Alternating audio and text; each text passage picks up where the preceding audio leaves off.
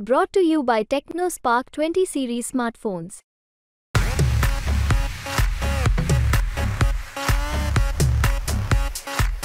अमोल खेतकरकर आपल्या सोबत आहे. सर, कशी लढाई बघता तुम्ही? आता मतदान पूर्ण झालं आहे, कशी परिस्थिती आहे? मला असं वाटतं की गेले काही महिने काही दिवस आम्ही प्रचार करतोय, लोकांपर्यंत पोहोचतोय आणि परवा मतदानाचा दिवस होता. अत्यंत चांगल्या पद्धतीचं उत्साह असं वातावरण होतं आणि मला असं वाटतं की मी जे काही फिरतोय की गेले अनेक वर्ष मी राजकारणामध्ये आहे, आपल्याला लोकांची बॉडी लँग्वेज कळते, लोकांचा रिस्पॉन्स कळतो. तर मला असं वाटतं की त्या माध्यमातून येणाऱ्या 4 जूनला अत्यंत चांगल्या पद्धतीचा विजय या ठिकाणी अमोल गजानन कीर्तीकर म्हणजे पर्यायाने शिवसेना उद्धव बाळासाहेब ठाकरे या पक्षाचा होणार आहे.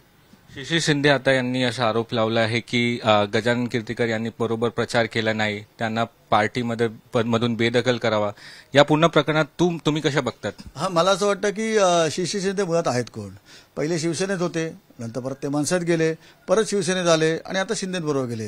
हा वैचारिक विचार वारंवार बदलणाऱ्या माणसाच्या टीकेला किंवा माणसाच्या त्या ह्याला किती आपण वेळ द्यायचा किंवा किती त्यावर चर्चा करायची हा एक प्रश्न आहे. आणि मला असं वाटतं की जेव्हा माणूस बोलतो ना तेव्हा त्याच्या पाठीमागे काही उद्देश असतो.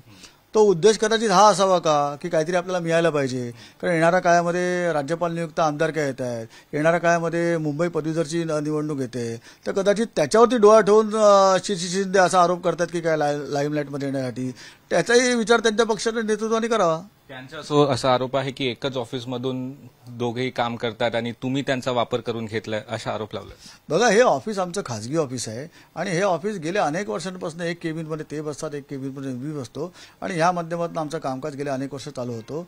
ठीक आहे, कसं आहे की ज्यावेळेला त्यांनी राजकीय विचारधारा बदलली तेव्हा मी गोरेगाव वेस्टला जे देसाई साहेबांचं ऑफिस आहे त्या ठिकाणी बसायला सुरुवात केली होती.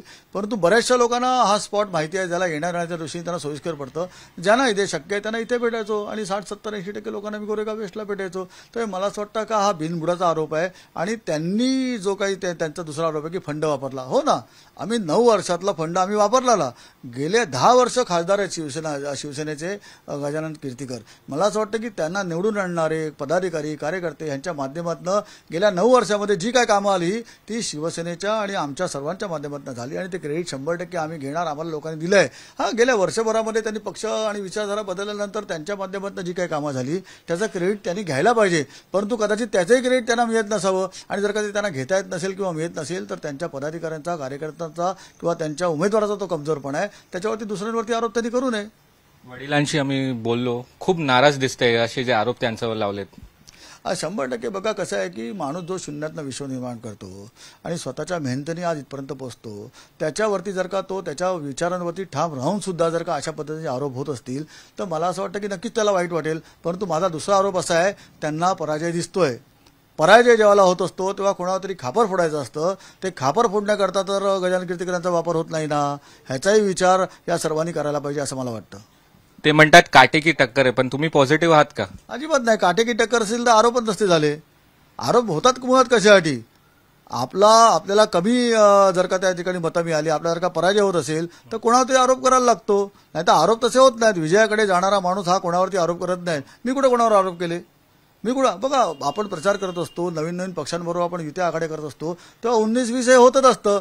पण जर का त्या माध्यमातून जर का आपण विजयाकडे घोडदौड करत असेल, वाटचाल करत असेल तर कोणी आरोप करणार नाही. ह्याच्यामध्ये झालेले प्रत्येक आरोप हे मला असं वाटतं की पराजय ज्याच्या बाजूने आहे, पराजय ज्याला दिसतोय त्याच्या माध्यमातच आरोप होत असतात आणि जो माणूस विजयाकडे घोडदौड करत असतो त्याच्या माध्यमातून आरोप दिसत नाही. त्यामुळे माझा परत एकदा ह्याच्यावरती ठाम आरोप आहे की त्यांना पराजय दिसतोय म्हणून कोणावर तरी खापर फोडायचं म्हणून कदाचित ते गजानन कीर्तीकर वापर करतायत. तुमच्या क्षेत्रात तुम्हाला इलेक्शन कमिशनचा मिसमॅनेजमेंट दिसला का? तसं 100% माझ्या आयुष्यामध्ये गेले अनेक वर्ष मी मतदान करतोय, पण सगळ्यात जास्त मॅनेजमेंट ह्या वेळेला मला मुंबईमध्ये माझ्या मतदान केंद्रावर दिसलं. सकाळी जवळजवळ 7:05 मी मतदान केंद्रावर पोहोचलो तेव्हापासून ते अगदी संध्याकाळी 6 वाजता बंद झाल्यानंतर सुद्धा दीड तास त्या ठिकाणी लाईनी होत्या आणि फार ढिसाळ कारभार होता. म्हणजे कुठेही पंख्याची सोय नाही, कुठेही बसण्याची सोय नाही, कुठेही पाण्याची सोय नाही किंवा या 1.5-2 तासाच्या काळामध्ये जर का त्याला जर का ह्याची सोय झाली, वॉशरूमची सोय लागली, त्याच्या पद्धती सोय नाही. आणि मेन म्हणजे कुठल्याही पद्धतीची डायरेक्शन त्या ठिकाणी लावली गेलेली नव्हती.